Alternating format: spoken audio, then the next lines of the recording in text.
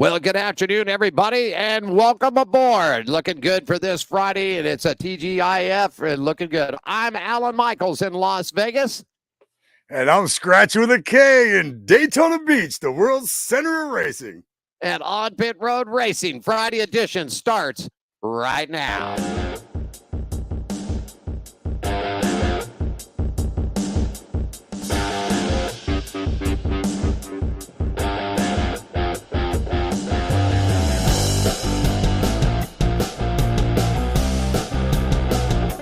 Good afternoon to you, man. It's a Friday edition. And just like I said, Alan Michaels live here in Las Vegas at the WCOBM headquarters. And just about 2,500 miles away from me in the world's center of speed in Daytona Beach, Florida. My co-host for this afternoon, each and every Mondays and Fridays, Skratch with a K is on board. Good afternoon to you, sir. And how you doing today, man? And good evening to you, sir. Good to see you this evening. I keep forgetting we're 3 hours apart. So actually it's 7:01 on your time there on the East Coast and 4:01 here on the West Coast for us. Right. So you're right, though. You're good afternoon to me. I'm good evening to you. It's just the way it works, man. It's like being in Back to the Future. I guess so. And if we had somebody over in Europe, then they could say good morning to us. You know what I mean? There you go. I'm sure you have listeners in Europe. They have race fans over there, too. I just saw a bunch of them at the Rolex. in fact, in a month or so, we got a really hot lady from the UK coming on. Her name is Ida Zetterstorm, man, in Skratch. She is the equivalent of what our NHRA top fuel champion is. She is like the GOAT in Europe in a top fuel car, and we're going to have her on, and she's going to be coming in from us from London, England, man. So there you go. There you go. Yeah, there you All go. right. All over the world.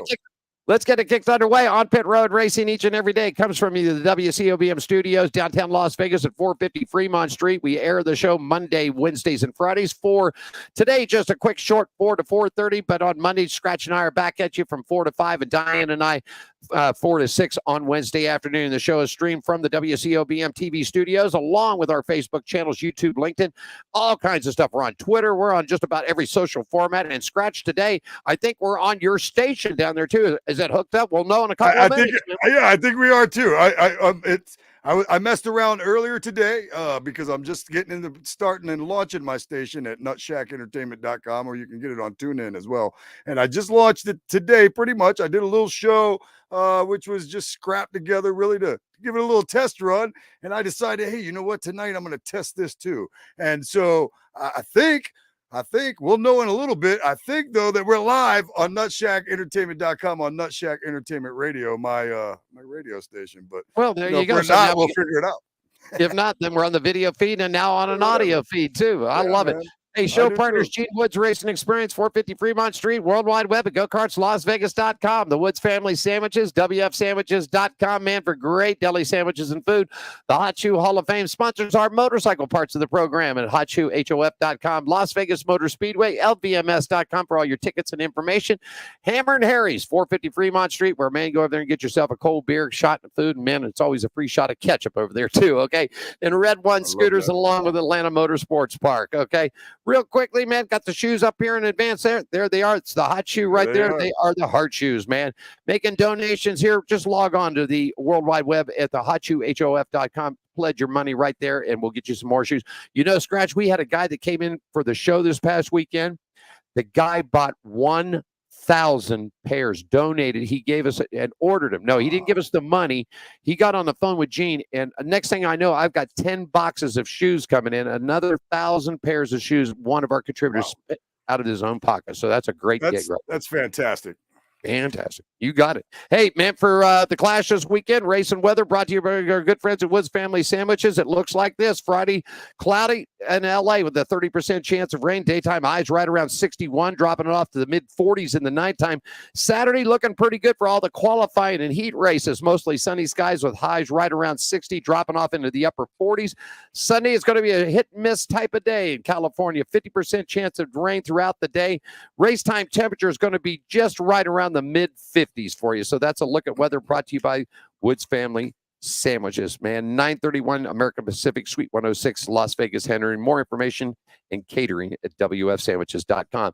Well, Skratch, I'll tell you what, man, this has always been a big thing for you guys down in Daytona. The Clash was always held there years and years, and now they've decided to move it around. So thoughts about them moving from Daytona to now basically the smallest track that they construct on the Cup circuit. Yeah, it's funny you use the word construct because it's not a track at all. As we mentioned before, it's a football field, but they construct it into a racetrack. It definitely looks cool. I got to be honest. If it wasn't taken from us here in Daytona Beach, I don't think I'd have a problem with it at all. But the fact that was something, as I've mentioned here on Pit Road Racing, I'm a fan, I was a fan of it here and I grew up on it. And so it was really like taken from me, being that I used to go as a little kid all the way up until a grown man, along with the ARCA races and things like that. But if I could take I live here and they took it from me aside and set it aside and watch the race, I've enjoyed them. I mean, it's hard to pass. Because it's so tiny and things like that. But anytime they, just like with hockey, to be honest with you, when they do the Winter Classic, and they take the hockey teams, and like Vegas, I think was in it in this past season, and they take them and put them in like a baseball field or a football field and things like that. I think the intrigue is there for me. I think it's pretty neat that they change it over like that, and they're able to race at the Coliseum. It's cool. And it's put up for some exciting races. I mean, it's hard to pass. So if you win there and you didn't start in the front, you've earned it. You've earned it. No, earned it. You've earned it. I'm hoping to see that same kind of racing. I mean, it is one of those tracks where you got to, use the chrome horn, give them a little bump, move them out of the way a little bit. But hell, that's short track racing, my friend. It ain't anything different. I think it's really amazing that, first of all, I'd like to know what USC gets out of this thing, because each and every year now they get a brand new football field. I mean, they don't play on that synthetic turf or AstroTurf or the stuff with the little marbles in it now that they play on. They play on a grass turf. So basically they strip that thing out. Then they lay the asphalt down, because the asphalt's got to be put down. Then they tear it back up. Then they relay. So USC's got to make out like a bandit. Their football team gets a brand new field for at least these next 2 years. Last year, this year, and 2 more down. That's what the contract is up, a 4-year deal at the Coliseum. So we'll see if it continues on. But shoot, man, the Coliseum's got to be, USC's got to be happy. Brand new football field to play on every year. I love it. and it's got to be worth it for NASCAR too, to do it, because they have to build a new track every year and a new football field every year. So, I mean, it's got to be worth it. Yeah, it's got to be for some way. Well, listen, I've got it pulled up here. So shall we give give our viewers and listeners here, this is how this works at the Busch Clash. And Skratch, you've been to them many times, to find out if I've difference between the Daytona. But here's how this gets started. Heat races. The field will be split into 3 practice sessions. Each group receives 3 sessions. Each competitor's fast time in their final practice session will determine the starting lineup for heat races. Okay? Are we in there? Yep. Okay. So now heat races. I'm listening. Okay, 4 heat races. Next up is 4 heat races, 25 laps apiece. They only green flag laps are counted. There is no overtime in this session. The top 5 from each heat race will advance to the Clash. All right. Right. All right. So now the final spot.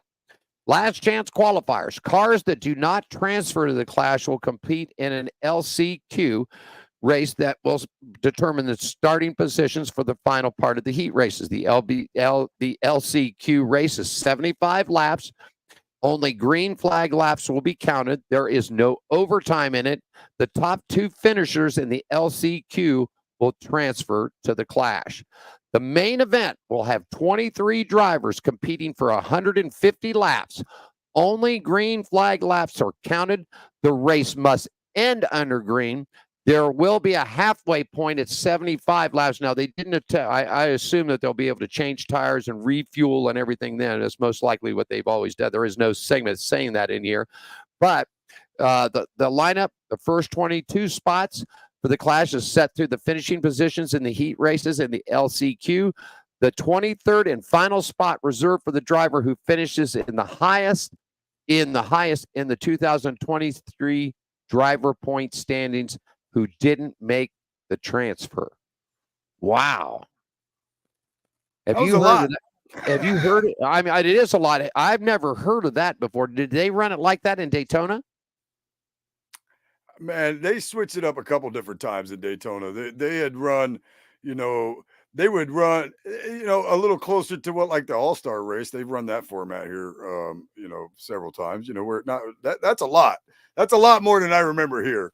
But I'll tell you this, it sounds it sounds like a hell of a show on a Saturday night at a short track is what it sounds like. It is 30. I'm just saying, it sounds like a hell of a show. It does. I mean, this does sound. I mean, this is going to be some beating and banging. This is going to be like Bowman Gray. This is going to be like Hickory. This is going to be like Langley Speedway. And I've seen this race out there last year, and I mean, there's no room to pass. It's basically 2 lanes, inside and out. And you're either in or you're out. I mean, there's going to be a lot of crinkled up fenders and broken hearts, I think. There's going to be a lot of that. I just sort of remember the old days of the Clash being down in your area to where they always just took an extra car down there. And if it got tore up, it got tore up. That was the Clash car. It had nothing to do with the 500 or the qualifiers or anything else. It's like, we'll set it up, run it, hold it wide open, and it's either checkers or wreckers, one of the two. But I don't know, man. It just seems like it's an awful long distance, almost 2,600 miles to go to L.A. to tear stuff up. But okay.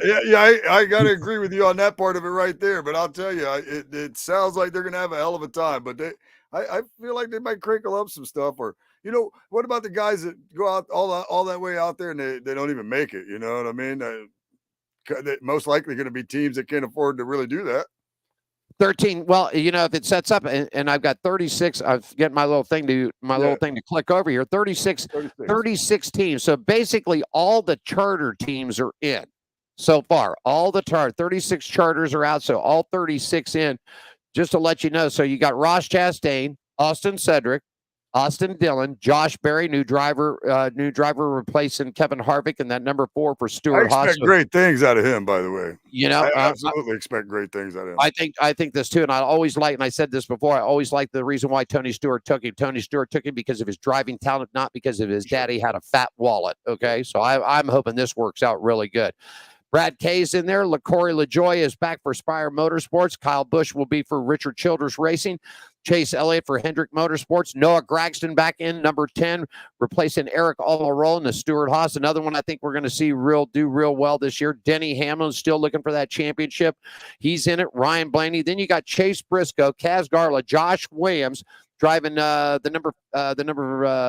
driving the number 16 car for Kellogg Racing. Then Chris Buescher, Truex Jr., Bell, Harrison Burton, who is now with the Woods brothers, Joey Logano, Bubba Wallace, William Byron. Then it's Daniel Hemrick, Michael McDowell, Todd Gilligan, Ryan Preece, John Hunter Nemechek, Eric Jones, Reddick Stenhouse, Alex Bowman, Justin Haley, young Ty Gibbs, Zane Smith, Carson Hostevar, and Daniel Suarez rounding out the top 36 Scratch. So there you go. Then out of those guys out of there, 13 of those guys will be going home. So they'll get a little bit of practice. They'll get a little bit of heat racing. And if they don't make the show, pack them up and roll back to Charlotte, baby. You'd like to think, I mean, not necessarily like to think, but you could look at that list and you could almost pick 13 drivers that won't be there, right? But you're going to be wrong about some of them because some of those teams will probably shock us. And then somebody's going to go home that you're like, oh, man, look at that. Just because that's the way it's going to be. But, yeah, you could almost pick out like 13 of those drivers. I mean. Well, I think the two guys. Carson Hocevar, just nothing against him. Just an example of somebody who you may not see. That might be one of the 13. But then again, that could be a guy that's not one of the 13 at all, Yeah, it could be he could be a spoiler. Could be a surprise. Right. You can look at that too. You look at Carson's partner, Zane Smith, in the 71 car. That could be a spoiler right there. I'll tell you who else could be a big time spoiler if you look at it coming down. Michael, never really known for his short track type of racing, but could but could definitely be a spoiler. Michael McDowell, front row motorsports, in his number 34 Loves car right there, teammating up with Todd Gillen. Yep. Ryan Preece, you never know about him. What could happen? And one big thing that I could see that happens too. What about Joey Logano? Certain times I've seen Joey get in his situations or races like this, and you think he's a shoe-in, and he's out of the picture, man. Well, that's exactly what we're talking about right here. We're naming a few people that you're like, yeah, they might not be expected to be in the Clash, and then people that are, and some are going to make it, and some aren't. There's, it's like the NFL playoffs. Like Baltimore was by far what I thought was the best football team in the league, and this year. And they didn't make it to the Super Bowl because they didn't show up that one game. So this right here, it just depends on, how much money do they want to put into the Clash car. Some of these lower money teams maybe, but some of them got a great shot at winning this more so than probably any other race of the year, and you get just as much. Look, I'll win any race. I don't care if it's a points paying race, an all-star race, or it's about the winning especially when it comes to this. So I mean, who knows though? Who knows? You've got the odds too, don't you? Do you have the odds for I've got the odds. I've got the odds. So let's see what they think. Now, the favorite, here we go. The opening odds here. This is coming out of Las Vegas. All right. Opening odds to win the Clash. Your favorite right now, 17-2. Kyle Larson is your favorite to win from Hendrick Motorsports right there. That's that. All right. Now, here's your guy in second spot, man. And Martin Truex Jr. All right. Won it last year. And same odds, 17-2 right there for Martin Truex Jr. to win it. Okay. Right. Then comes William Byron. He's a 9-1 favorite for Hendrick Motorsports. Then right after that, Las Vegas favorite. Boo. She's up in there. 9-1 for Kyle to win it this year. 9-1 for Kyle to win it. Then last year's series champion from Penske Motorsports, it's Ryan Blaney. Ryan is sitting at right now currently, and these odds just came in about an hour and a half ago, 10-1 for Ryan Blaney to win it. Then here's the one surprise I talked about, Joey Logano, 11-1 shot, man. He's got to be in the right spot at the right time right there, I think, if he's going to have a shot to win it. I really do. So Joey Logano, 11-1 for Penske.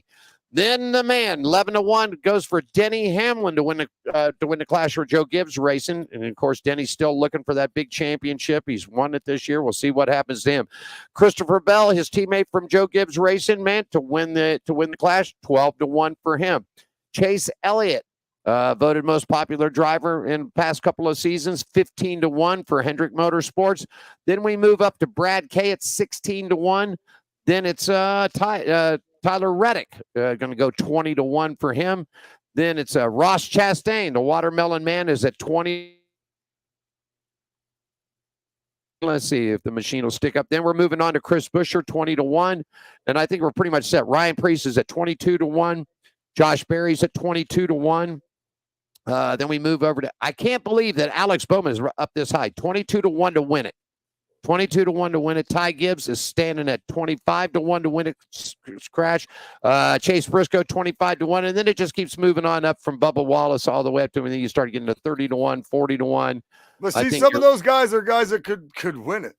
It's all going to depend on, right now you can look in the odds. I mean, the odds makers are pretty good. I wish I knew what the odds makers knew. But I will say that, until they race, we won't know. And some of those guys right there that you're talking about are down the list. Sound very capable of winning, and it's all going to depend on where you start, because you're not going to start in the back of this Clash and win it. I'll tell you right here, had a pretty good season last year. And here's your right here's a surprise. Got a brand new sponsor on the car with Cambridge in it. He had a good run last year. Corey LaJoy. Look out. I'm telling you right now, Corey LaJoy's at 3. You know what? Man, I darn near run over the El Cortez and drop 20 on him right now, because I'm telling you, 300-1, 300-1 to win it. He is the highest. That's what I miss right there. Yeah, he's the highest. And we talk about Kaz Garla, 300 to win. That's a top big favorite. Todd Gillihan's 300-1. Then you got Stenhouse Jr.'s at 200-1. Daniel Hemrick's at 200-1. Harrison Burton's at 200-1. Zane Smith, 200-1. McDowell's 150-1. Carson Hostevar, 100-1 to win it, along with Suarez. Then you pick up John Hunter Nemechek, and then it's going to roll down to Justin and local favorite Noah Gragson, 80-1. So Noah's sitting sort of right in the middle of that whole mix. That could be another spoiler too. Noah is very good on short Absolutely. track racing. Very good on short track racing. Absolutely could be, and especially with that Stewart-Haas equipment. I mean, that's the top team in NASCAR.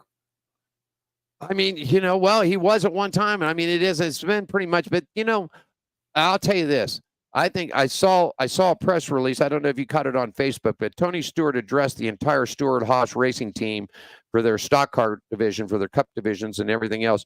And he said, this year is the year. If anybody thinks that I'm getting out of this, I'm here to stay. I'm here for the long hunt. We're going to put as much money, the best equipment we can get under you guys. And I really think that team's going to spark this year. And a brand new Ford Mustang this year being popped in along with the Camry this year. Right. Well, like I said, Josh Berry, he's going to be fun to watch, I think. That's a dude that looks like he's got a lot of talent to me. I mean, filling in a little bit that he did, that's how he got this gig to begin with. And plus Junior, Dale Jr., he's got a pretty good eye for talent, in my opinion. So if somebody drives for Junior, I would say they usually got everything together, and they're usually a pretty good driver. So I'm looking for good things out of Josh Berry, as we had mentioned earlier. And, Noah Gragson, again, Stewart-Haas has good equipment. They're good. They're good. It's going to be, I'm kind of speaking to them though. I'm kind of looking forward to Kevin Harvick in the booth as well. I think that's going to be a lot of fun. Him and Clint Boyer in there. Poor Mike Joy. I don't know if he's going to get a word in edgewise, but. Well, you know what I hope they do? I hope they do this. I hope that they don't do what they did with what they did with Jeff Gordon. Jeff Gordon, champion, driver, successful career. They tried to turn him into a broadcaster. I don't think it worked. Now, you go back and look at NBC when they brought Junior on board. They didn't try to make Dale Jr. a broadcaster. They let Dale Jr. be himself. Yeah, be Dale Jr., yes. He talks Southern. Does he say every word right? No. But he's got the passion, the feeling, and they let Dale Jr. And I hope they do. I hope Fox does the same thing to Kevin Harvick, that they don't try to turn him into a broadcaster. Let him just look at the screen and call the action as a driver sees it, just like they do with Junior. And I think that was the big mistake what Fox made with Jeff Gordon, is they tried to make Jeff Gordon a broadcaster, and Jeff Gordon is not a broadcaster. He's a race car driver at that time. Yeah, so hey, Darrell Waltrip made a pretty good career out of being a mush mouth. Being mouth, being what he was, you know what I mean? Yeah, whether you liked boogity or not, I mean, I hated it, but it is what it is. It is what it is, and a lot of people. I agree with you. A lot of people like it. I just hope that happens. I hope that they let Kevin Harvick be Kevin Harvick, and if they do, he's going to be a smash because he's funny.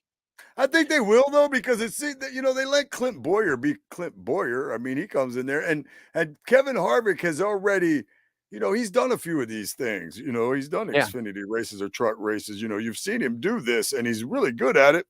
And I think, to be honest with you, I think him and Clint Boyer are going to be fantastic in there, and especially if they do, like you said. But I think I think it's gonna work out that way. I don't know if so much of. I mean, Jeff Gordon was never much of a fascinating personality. Right. You know what I mean? Like Jeff Gordon, we all know for being a great race car driver, the young prodigy when Earnhardt was up here and Jeff Gordon was coming in. Oh, the next Earnhardt, there he is, whatever, that kind of thing, Gordon fans hated Earnhardt and Earnhardt fans hated Gordon fans. Meanwhile, they liked each other. You know what I mean? It's a whole thing. But I just don't. Gordon was never much of a personality. To me, like a persona or a personality. So for like Darrell Waltrip was. Darrell Waltrip was a character. Dale Earnhardt was a character. Dale Jr. was also, somewhat of a character, man. Yeah. I seen him cussing in victory lane and getting fined before, I mean, Dale Jr. is awesome. He's a personality, where Jeff Gordon never really had that personality. you never were drawn to him because you're like, oh, this dude is cool, or hey, I want to hang out with that guy, or man, that dude looks fun, or I don't know that anybody says that about Jeff Gordon. I do. I think you agree. I think Mike Joy's going to have a problem, and Mike's been in the business for a while and does a fantastic voice. But I think Mike's going to have a tough time getting a word or two, especially if you get Boyer and Harvick on a roll together. I mean, if they just start to click and their timing hits and it rolls, I think Mike's going to be sitting back. I think Mike's going to be sitting back with a cup of coffee or a soda in his hand, going, "Well, whenever you need me." I really do, because I think these guys. I think it's going to be good. I'm hoping this. This is the way I'm hoping. I hope it's entertaining. I hope they're funny. And that they have a lighter side of the call to it. Let's don't get too much to it. I just think it could be a good crew. I just hope this works out. I hope this works out the same way that it worked out for Junior over at NBC. And if it does, I'm happy. I'm happy that Clint's happy, and if he's happy, but he is a character. He really is. Oh yeah. Clint's fun to watch. Junior's fun to watch. They're fun guys. They're fun guys. I'll tell you a quick story. Diane and I were standing, I think it was the third year that we covered the NASCAR Cup, the NASCAR award show here in Las Vegas. And Clint Boyer come walking down with his wife, and we were positioned pretty good. And Clint walked up and he goes, "How you guys doing today?" And we started interviewing. Clint stepped back and he goes, "Man, I don't want to talk. Look at my beautiful wife here. Let's talk to her tonight." And he goes, "I'll tell you what, I can't wait for this to be over so I can get out of these clothes," because he hates being in this. This is another thing. Boyer hates the suits, man. He hates them big time, man. And he goes, "I just want to get out of this suit and drink a cold beer." And sure enough, Rob Street, myself, Kurt Busch, him, and Rutledge Wood all walked into the ceremony at the same time, and there was a cocktail girl there, and we all stood and grabbed beers off this thing. And I got to find the picture of this because it was a really good picture. Yeah. But he was just like, "God, man, I can't wait to get out of this suits and just put my jeans on and drink a cold beer, man." I was just like, that's Clint Boyer for you right there. Yeah, right on, man. Yeah, he seems like a lot of fun. Yeah. Like that dude seems like a lot of fun. Like, I think that's also why I don't think him and Jeff, I think they still, I know they had beef whenever, but they just didn't seem comfortable together. Him and Jeff Gordon together, right. Clint Boyer and Jeff Gordon together just didn't seem comfortable together. Now, in the case of Kevin Harvick and Clint Boyer have been teammates already before. They at least got stories, and Clint seems to like to slip them stories in occasionally, or hint around at things. So we might find out some stuff this year. We very cool. Hey, quick remember, have you heard this? I have not confirmed this, and I'm looking into this, but talks are out. This came across Jayski. Dale Jr. in talks to buy into Stewart-Haas Racing. Huh. Ooh. Well, that's first of all, now they're okay. Tell me. Well, his daddy, Childress, his daddy, and everybody else have been Chevrolet fans for years and years and years. Jumping over to there would mean changing manufacturers unless Stewart-Haas would change manufacturers. So Junior would go, if he went this route, Junior would go from a Chevrolet to a Ford. Now, I have personally heard Dale Jr. in an interview say this: there is no way that Junior Motorsports, him or his sister, controlling an interest, would spend $40 million to buy a charter. No way. Right. Absolutely, it was not going to happen. And we all know that Junior's got the money that he could write the check right now and not even worry about it, okay? Right. But Junior, I've heard him say this in an interview: "I will not spend $40 million to buy a charter." You think this could happen? It's interesting. I mean, a lot of people forget this, that Dale Earnhardt raced a Ford before. You know what I mean? A lot of people forget Very that. good point. Yeah, I mean, it's point. Not. I mean, now don't get me wrong. I know Dale Earnhardt is the Chevy guy. Good wrench. I got it. I get it. I know that when he drove that Ford, that was like 2 million years ago. I get that as well. But hey, racing's racing. If this is the way I mean, it's tough. I don't know. I guarantee you, anybody that's listening out there is going, there is no way in hell that Jr. gets involved with a Ford team. But I mean, it could go the other way. That Tony It could Stewart, flip. they could Yeah, they it could could switch to flip. Chevys. I mean, that's easy. I mean, I that's an easy thought for me. It's an right. easy thought for me that Stewart would switch to Chevys. I mean, let's not forget, he got in here in the Pontiac. Yeah. He was in NASCAR in a Pontiac. It's and raced just about everything, all over the place, like a Robbie Gordon. Robbie Yeah. Gordon raced everything back in the day. I mean, I don't know. It's hard to say. I mean, had I thought that Richard Petty would go to Toyota? I don't even want to get into that whole thing with Richard Petty, man. I interviewed Richard Petty last year at the fall race. In fact, it's on the Facebook. You can check it out. I'm sitting on pit road with him on the wall, and the look at the guy's face. I understand business is business, but the two parties that were involved into that whole thing with Richard Petty, my personal feeling is they've just sort of pushed Richard to the side. And we all know Yes. that it's Maury Gallagher. We all know that it's Maury Gallagher that owns GMS Racing. He owns Allegiant. He owns Allegiant Airlines. He owns the sponsorship on the football stadium and everything else. And we know that his partner is Jimmy Johnson. But it just seems like to me that Richard Petty and I looked at Richard's eyes, and it just seemed like he's been squeezed out. This is 75 years. This year is 75 years of Richard Petty in motorsports this year. Yeah. Oh, yeah. And it reflects on Jimmy Johnson's 84 car for the 500 too. Petty Blue, celebrating Petty that. Blue. But yeah, I agree. It's weird. I mean, I get it. Skratch, I get to the Petty, Richard Petty's, God, man, he's been around for he's a living legend in this sport and in all motorsports. He's a living legend. And I understand at his age, maybe the business part of it, he just doesn't want to deal with it anymore. Yeah. But I mean, to change the names and to add this and to add that, and it just seems like Petty Motorsports is gone. And here's Legacy Motor Group or Legacy Motor Club.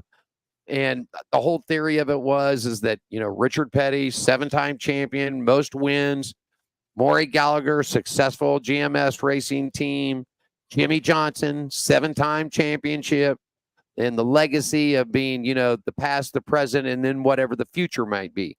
And I just think that poor Richard Petty is being pushed to the side, and there's nothing that anybody can do about it. I don't disagree with you. I think the best thing about that whole deal there was that they got the 42 and the 43 back together. I thought that was neat, but yeah, actually at first I thought all of it was pretty cool. But yeah, as we go on, I mean, right, Petty's like a puppet almost. Yeah, I mean, look, we have Richard Petty. Yeah. You know what I mean? It kind of but yeah, pushed to the side as far as a lot of it goes. I mean, I guess the big winner of this, man, it's that. I guess the big winner out of this whole deal was Spencer Boyd, because Spencer Boyd is now teamed up with Jeff Hammond, and they bought GMS's trucks. They bought the gear because he's out. I mean, GMS sold out. He sold out. Maury sold the whole truck operation, everything. So Spencer, those guys lucked out in getting that. So I feel fortunate. I don't know. I guess let's just see if this new development. Now they're their second year into Legacy Motor Club, second year into it. So let's see how they. I guess it all comes. Let's see track performance. Let's see if the Gallagher Johnson / Petty has put it together. This move to Toyota. Of course, we all know that, Skratch, this is all about financial support from Toyota Racing. Yeah. So let's find out, did this move pay off? Did it pay off? Yeah, and you know what? We'll find out about that. It's odd. I mean, it's odd for me to even see, it's Jimmy Johnson and Richard Petty technically, involved with Toyota. It's weird. That's weird. But to go back to the Tony Stewart Dale Jr. thing for a second, I could absolutely see Dale Jr. going into Stewart Haas Motorsports and them switching to Chevys. I could see Jimmy Johnson not having an issue with that, one. All right. Two, Chevy would probably do anything to get Tony Stewart back. Yeah, that's a good right there. You know, they would probably do anything. So if Junior's like, hey, I'm coming, but Chevy's got to come with me, and Stewart would agree to that, I think that they'd be getting some of the top stuff. I mean, I know Hendricks is the team, but I would think they'd be getting Hendricks stuff. It would definitely, definitely could have curved. We'll have to see now. How this work out with Joe Gibbs. Is there a backfield here for the Motor Club to be working with Joe Gibbs since they've got so much pull with Toyota? I mean, this is going to be interesting to see how this all works out this year. And I mean, let's face it, I've heard this too. And we all know what type of manufacturer Tony Stewart, his drag team are, and it's Dodge. Okay? And if Tony Stewart can get it for NASCAR won't allow. Yes, they just don't get him involved into the motor, and I think that's the primary reason he does back into NASCAR is because NASCAR's long motor. But boy, if they can get back in that, and Tony Stewart can get Dodge to back in, and they flip that way, oh, we're talking a whole different crew here. We're talking a whole different scenario. I don't think it's going to happen. I just think that NASCAR's too up on doesn't want to. And also, real quickly, I heard this rumor flying around that Andretti's having a really big problem getting into Formula One because they want to use GA power. They want to use that black power, and Formula doesn't want it in there. They really don't want another team because they added another team to Formula One. It's gonna disrupt the purse. What it's gonna do? So you have 10 teams. Each team has 2 cars per team, 20 cars on the tracks. If they add another team, Andretti would have to bring 2 with him, so then there'd be 22. So the first number is flying around the area right now that Andretti is looking to buy into Haas F1 racing. That would make it so that he could get into F1 quicker because it doesn't look like they'll make it this year, and the possibility of 2025 is shaky. So the rumor right now is Andretti looking to buy into Haas. It would be Andretti Haas. One thoughts about that? Could that work? Well, I could kind of hear you a little bit. It was breaking up most of the time there. I know we were talking about Andretti joining Haas and the team wondering if that would work. I'm gonna have to say it seems like it's already worked between Stewart and Haas in another capacity. So Haas obviously is capable of working with big name drivers and making race teams happen. So I'm gonna go with yes, that would work. It would work also because you have 2 Americans working together to work in which all know it's a pretty much European sport. I mean, that's just the way it is up there. So this be interesting. Of course, the whole season they're getting ready to come. Well, we're gonna call it a day. I'll let you do your stuff on Monday show. I'll wrap up here what happened on the question. We're gonna be everybody set to the 500.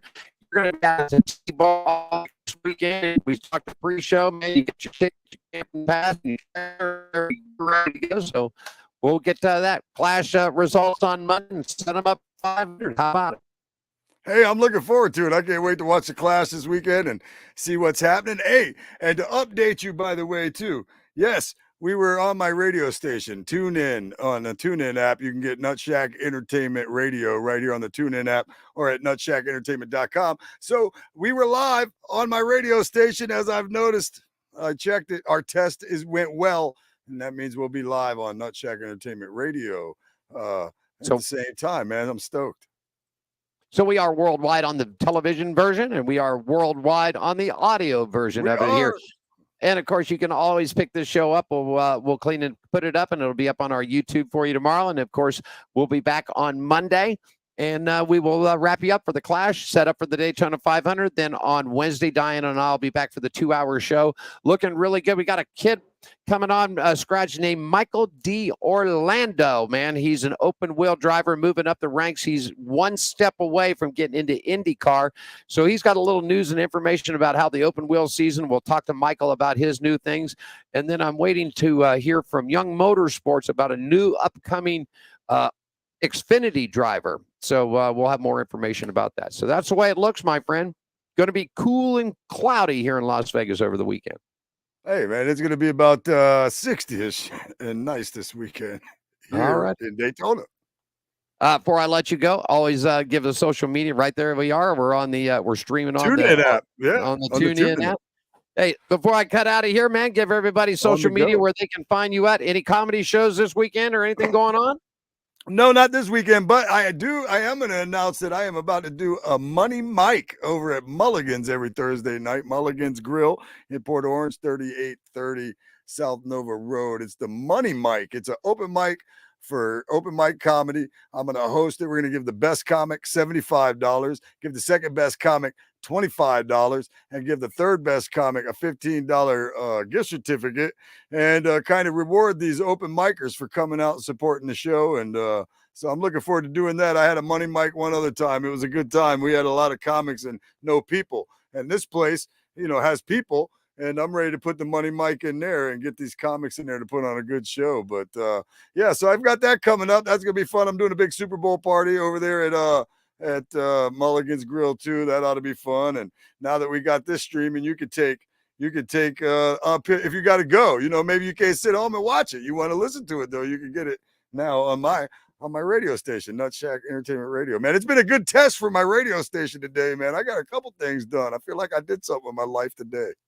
All right. Where can they find you social media wise? Oh, yeah. I forgot about that part. That was the question, wasn't it? You can check me out at Comedy from Skratch or Skratch's Comedy. And you can check out my Nut Shack page at Nut Shack Entertainment on Facebook. And man, we got a lot of things coming up, so it's exciting.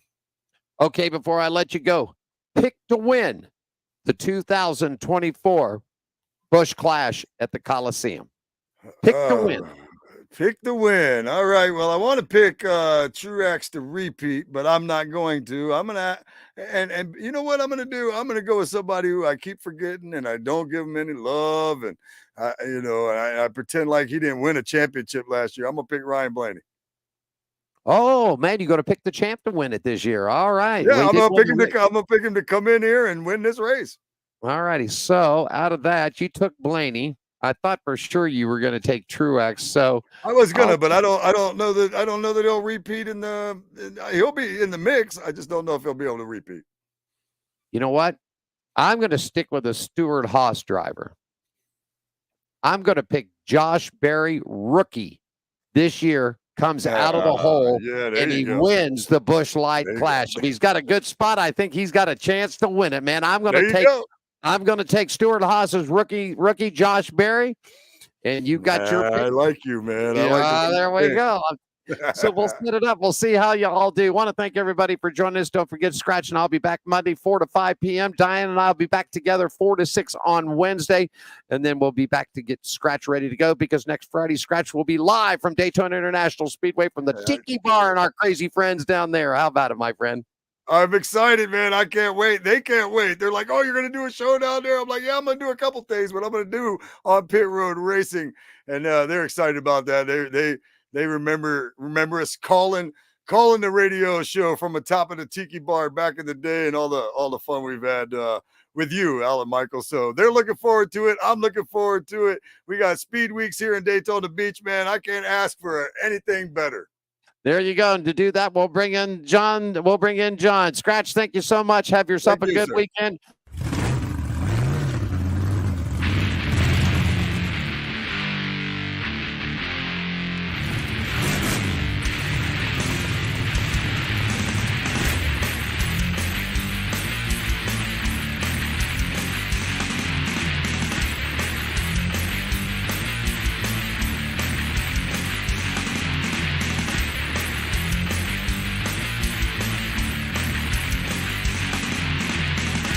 Thanks for joining us for On Pit Road Racing. Follow us on our website, Facebook, Twitter, and Instagram at On Pit Road Racing.